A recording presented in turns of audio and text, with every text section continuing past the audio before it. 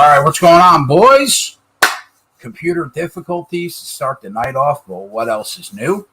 It's Keg back live with another UFC main event video. I might touch on the other fights on the main card. We'll see how it goes. Quick recap of the last video. I didn't do a video last week because I was pretty much in lockstep with Joey and his play.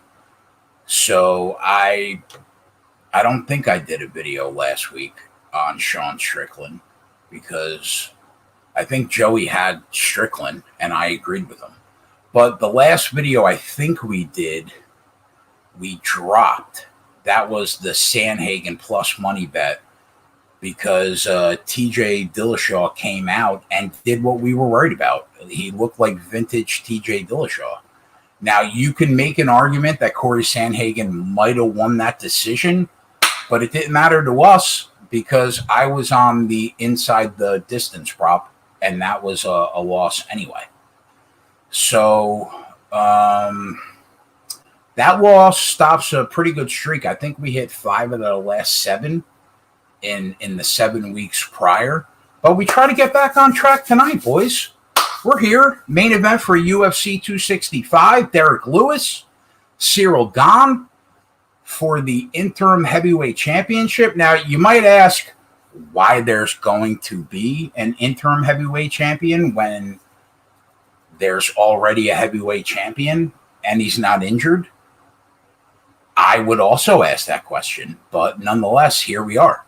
And it gives Derek Lewis, who absolutely deserves a title shot, to win an interim title in front of his hometown in the city of Houston, Texas. So here we are. Now, personally, I don't think Cyril Gane deserves a title shot after 9 pro fights. I don't think he's gotten past, a lot of the heavyweight staples, Curtis Blades, the former champion Stipe Miocic, but nonetheless, this is where we are. So it certainly feels like the UFC is trying to cram this kid into an opportunity to fight for the title. But like I said, here we are. So I'll start with Derek Lewis first. If you're a fan of MMA, you know who Derek Lewis is and you know what he's about. He's a brawler, first and foremost, and pretty much only. Now, I was listening to, I'm a big Dan Hardy guy. I think that he breaks down the nuts and bolts of MMA pretty much better than anybody on earth. And I was listening to him, and he described Derek Lewis as a modern-day Tank Abbott. And I think that's a great comparison to what Derek Lewis is in the 2021 state of the heavyweight division. I think it's perfect. Now, he does have some top control wrestling, I guess.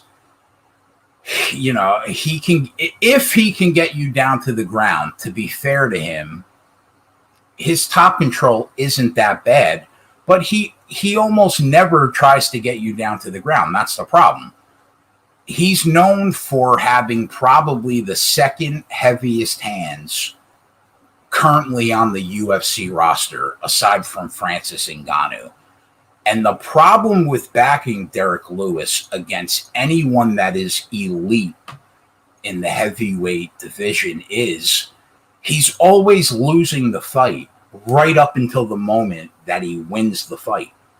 He doesn't throw the necessary volume to win decisions, and he also doesn't attempt enough takedowns to win a decision victory by top control on the ground. So it basically means that he's either going to knock you out cold or he's going to lose. So that's what he's been since the moment that he stepped in foot to the UFC, right?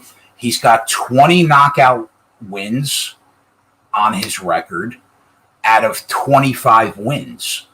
So he's almost always going to either knock you out or lose the fight.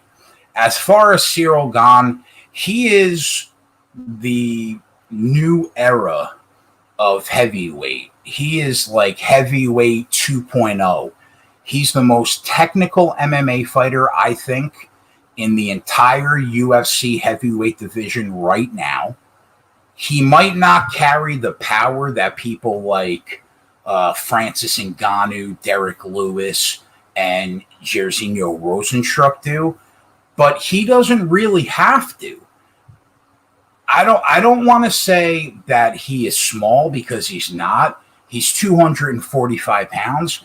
And if you stand next to the guy, he is a giant of a man, right? But he fights like a light heavyweight. His footwork is like a 205er. And he has a point striking pedigree. And that comes from, his kickboxing background, his Muay Thai background. So he's really high volume more than he is a power striker. He knows that, most of the times a single punch probably isn't going to knock out an average heavyweight in the UFC heavyweight division, but he doesn't think like that. He thinks, I'm going to throw so many strikes and accumulate so many strikes that they will either take their toll and stop you eventually, or he's going to cruise right to a decision victory. And he's made no bones about the fact that he's good with either outcome. Excuse me, man. I can't stop burping. Now, Dana White gave him a lot of crap because he wasn't happy that Cyril Gane skates to decisions and doesn't really come for that knockout blow that most heavyweight fighters try to get in the UFC. But, Cyril Gane has literally said, I really don't care. It's all about winning, and the rest will take care of itself. Now, the other half of his striking game, aside from him throwing his hands, is pretty lethal. His leg kicks, specifically to the body and even more so to the head, are his most dangerous attribute in terms of his striking. Now, he's got solid elbows when he's coming out of the clinch, but all in all, for the most part, if he's going to stop you, in my opinion, I think it's probably going to come from a leg kick to the body or a leg kick to the head. But aside from that, he's got a really solid wrestling base. He has solid takedowns. He's got an above average submission game for a heavyweight. I think he got a beautiful heel hook. I want to say it was against Dontel Mays. I would have to go back and look, but I think that's who it was. Now, if you add everything I just said, right, which is pretty much a complete MMA game, if you add that to the fact that his fight IQ is extremely high for a heavyweight, and he has a gas tank that goes on for days, he's one of the best heavyweights right now in the world, hands down. And it's hard to argue, even though he has only 9 pro MMA fights. But what I think that people tend to overstate, especially in the heavyweight division, is you cannot overstate how important his cardio is. Why do I say that?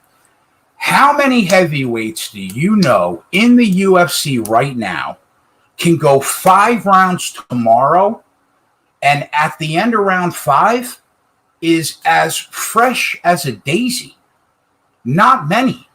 Most of the best heavyweights in the world can't even do that. The current heavyweight champion can't do that.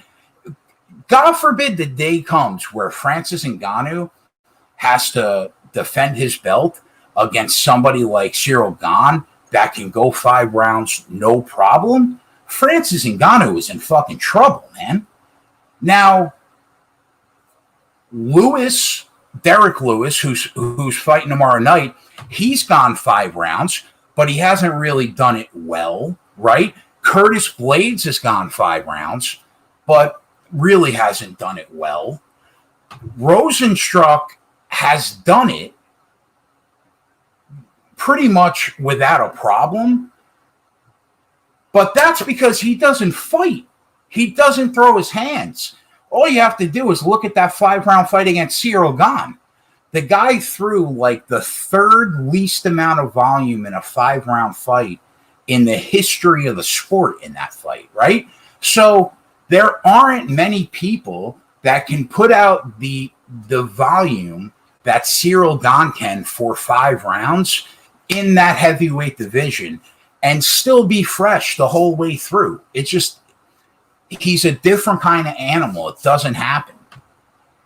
So as we transition into how this fight should play out or shouldn't play out, it's pretty simple, and probably this fight is one of the easiest fights on the entire card to fight script for and really think, how is it going to go down? Derek Lewis has to land a bomb on Cyril Gane in order to win the fight. He's got 25 minutes. If he does it, he's going to win. If he doesn't, he's going to lose. Now, I'm not saying that he can't do it, because I have doubted him before when he's been in the exact same position, and he always finds a way to get the job done, right? Like, even in fights where he lost the first 24 minutes and 45 seconds of a 5-round fight, and the fight I'm referring to is that Alexander Volkov fight. Had Lewis not knocked out Volkov in the last 10 seconds of that fight, he would have lost every single round in that fight. Probably would have lost 50-45, if not 50-43 or 50-42. So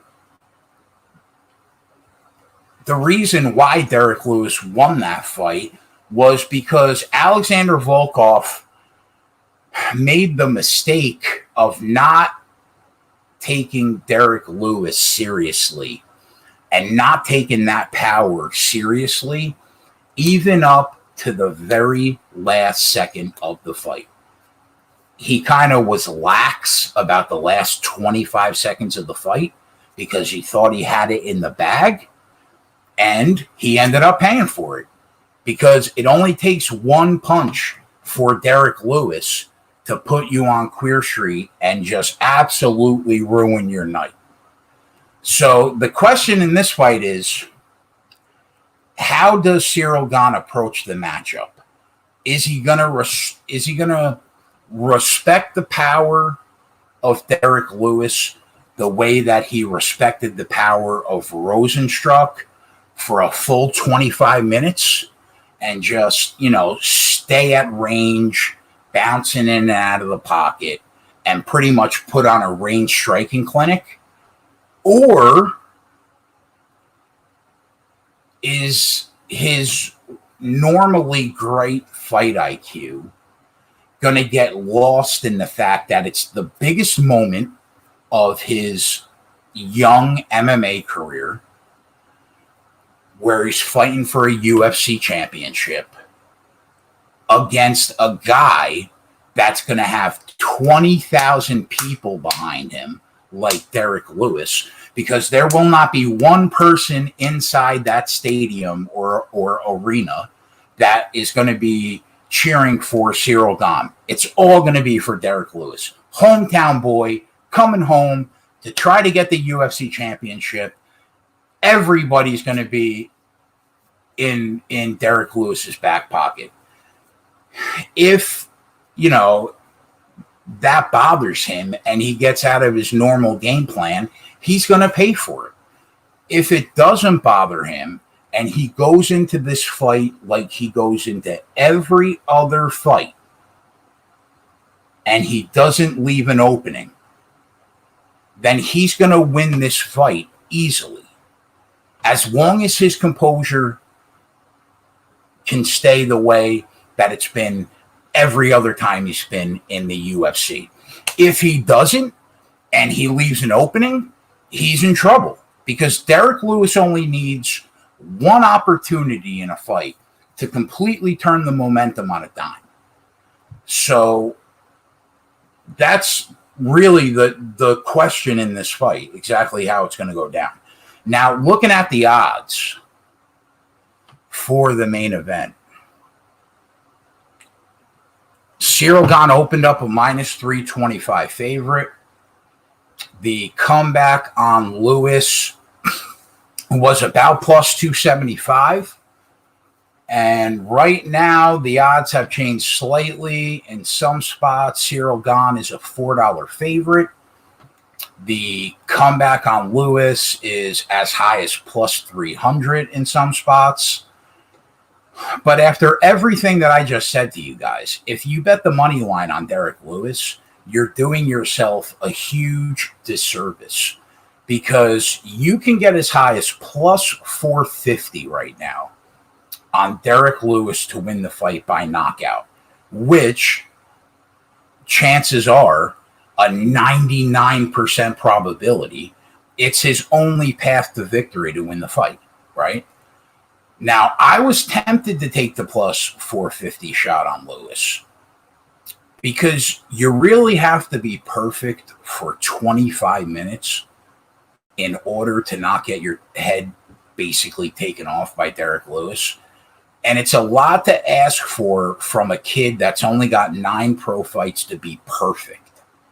But after watching the tape, I'm not sure that Derek Lewis can have a worse matchup right now out of anybody currently on the heavyweight roster. So I think that if Ciryl Gane fights his natural fight and he keeps his head above water, cool, calm, and collected, goes out there, does what he does every time he steps into the cage, he should beat Derek Lewis almost every time they step into the cage to fight each other. But do I see value in taking Ciryl Gane on the money line alone? Not really. Not with these odds. I think for me, taking Gane by decision at plus 205 probably seems like the play here.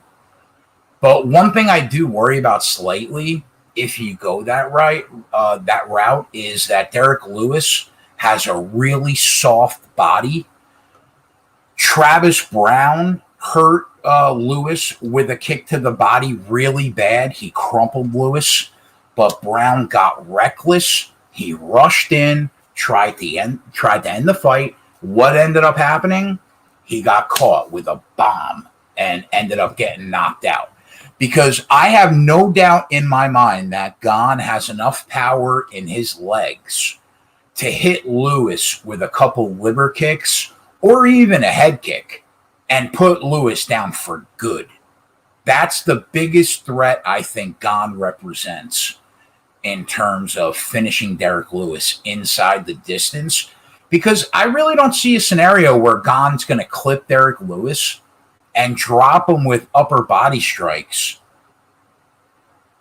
and end the fight. I think that's pretty unlikely, to be honest. We've really never seen Derek Lewis hurt in that way.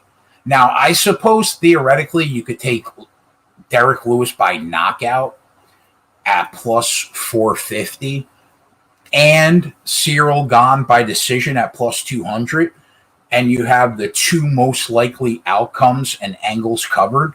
But the only reason why I haven't done that is because of the soft body of Derek Lewis. I really do think that Gane's leg kicks leaves you open for a middle where you could potentially lose both. One more thing I wanted to mention were the totals. I think that the over 1.5 rounds minus 220 is probably one of the 2 best parlay pieces on the entire fight card. Now, I know that we don't like to take overs in heavyweight fights ordinarily with good reason. But man, I played this fight over in my head 20 times. And the fight script just says that there's a really good chance of getting that over 1.5 round line home at minus 220. I don't even mind the over 2.5 rounds at minus 130 because I think that both fighters probably spend the majority of the first round settling in, right? And they really start to accelerate the violence come round 2. So I like both of those totals. As far as the picks for the main event video, I guess I'll give you 2 of them. We'll go with Gone by decision in that plus 205, plus 200 range, depending on where you shop. And the second play I'll give out is, and this is actually a spreadsheet play, over 1.5 rounds in the main event with Rafael Fiziev money line. And that parlay pays even money. Now, anybody that's watched me for the last 14 months knows how high I am on Fiziev. I think that he's the best prospect currently in the UFC. I think he's better than Chimaev. I think he's better than just about every prospect in the UFC.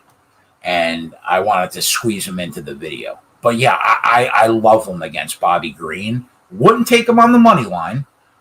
But I think that that's the best parlay piece. Him money line is probably the best. And I think the second best parlay piece is the over 1.5 rounds in the main event. So that's why I put them together. Gets you about even money. And that's that. So we'll go with Gone at even money. Gone at plus 200 by decision. And over 1.5 rounds in the main event. And Fiziev money line at even money. All right, taking a quick glance at the rest of the main card. I think the co-main event is Pedro Munoz and Jose Aldo.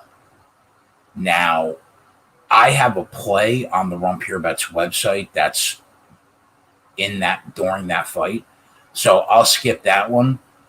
If you watched any of my videos last weekend, I said Michael Chiesa plus 125 was going to be a play for me against Vicente Luque. I bet it at plus 125. But unfortunately, that line got absolutely smashed. It got steamed and is already like minus 115. So you missed the boat on that play if you weren't watching. And don't feel bad because I couldn't even throw it on our website because the line moved so fast that night that I would have had to give it out a way worse number than I ended up getting. So only the people that watched the show actually got Chiesa at plus 125. And that's it. But yeah, I'm on Michael Chiesa there. The Tisha Torres versus Angela Hill fight should be a great scrap. They fought about 6 years ago, I think. About 6 years ago. Tisha Torres beat Angie, but let's be honest, Hill wasn't the fighter 6 years ago that she currently is now, right? So the last couple fights for Angie have been split decision losses, and they've been brutal, man. You can make the argument, and I have, that she beat Claudia Gadelha, and she beat Michelle Waterson, right? In both the fights that she took her last 2 L's in. She just happened to be on the wrong side of some really bad judging, in my opinion, which apparently seems to be the trend in the UFC. I mean, the state of MMA judging is so fucking god-awful right now that you gotta be nervous anytime that you've bet anybody going to decision because it's tough, man. Now, here's my question in terms of the line, right? Angie opens a minus 110 favorite,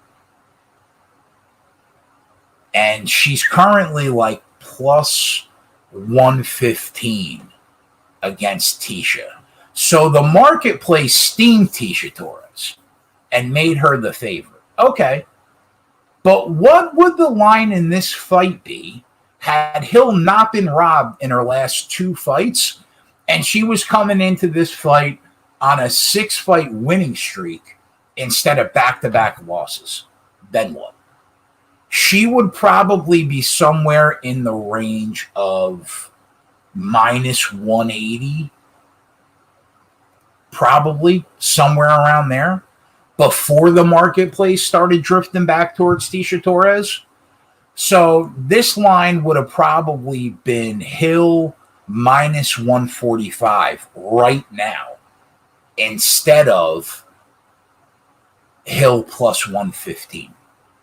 So all that means is there's no question that the value in the fight lies with Angela Hill. And this is the problem with value in fights. The average fight fan that recreationally bets on this sport only thinks about who is going to win. Why? Because it's that famous line. You only have to pay the juice if you lose, bro. Come on, bro. That's 100% inaccurate. And that's the wrong way to bet on the sport. It always comes back to the value. If I say anything every week that I do this video, it's that the number matters above everything else always. So in my opinion, the value is on Hill here. If you were asking me for a lean in the fight, even though I do worry about Torres and her takedown game a little bit, which could be a threat to Angie, I'm still going to lean the plus money here on Angela Hill. Now, I haven't made it a play because I found a prop for subscribers that I think has even more value in the fight based on the fight history and based on the circumstances surrounding the fight and where the fight is taking place. But if you're asking me for a lean, I'll go lean Hill plus 115. I might bet it personally, depending on where the number ends up by tomorrow night. Haven't decided, but I'll give you the lean there. Now, the toughest fight on the main card to get a real handle on is probably the Song Yadong Casey Kenny fight. I think it's a coin flip, and it's basically been a coin flip at the sports book the entire time it's been bettable. Why? It's a razor thin call. So I'm going to lean with Casey Kenny because I think that his MMA game overall is slightly more refined. Plus, he's always going to have the advantage in grappling against Song Yadong. That said, I wouldn't tell you to run out and bet Casey Kenny because Song Yadong is absolutely capable of winning the fight. You would think that this Song Yadong Casey Kenny fight should go the distance based on both the fighters, but I didn't love the price at minus 175 at open, and I certainly don't love it now at like minus 205. So I don't really see an angle on the total either in this fight. But if you want the slightest of leans, it's going to be Casey Kenny. Will I be on it? Probably not. Still have a couple more hours of work to do after I'm done with the shows tonight, so it could change, but probably not. But I'll lean with Kenny. And I guess that's it, boys. That's the main event breakdown for UFC 265. I'm going to be like right back here in 15 minutes on another video on this channel breaking down Sunday's NASCAR Cup road race at Watkins Glen with my guy Coop. We've had 2 weeks off. Can't wait to get back to NASCAR. Other than that, I'll be live all weekend long on Keg Live. Saturday, UFC 265 I'll be live for. Sunday, the Cup race at Watkins Glen. Coop and I will be live for. So you guys know what happens at Rump here on the weekends as far as I'm concerned and what I do. Aside from that, JJ's going to be live in the afternoon on Saturday and Sunday, breaking down the MLB slate over at the Run Pure Bets YouTube channel. And that's it. Regardless of what your action is this weekend, I hope you guys run pure And I'll be back with another video on this channel in about 15 minutes, breaking down this weekend's NASCAR Cup race at Watkins Glen. I'll see you guys in a bit. Rum Pure, boys. All right, see you soon. Bubble Wallace Day. Oh, man. All right, I'll see you in a couple of minutes. Later.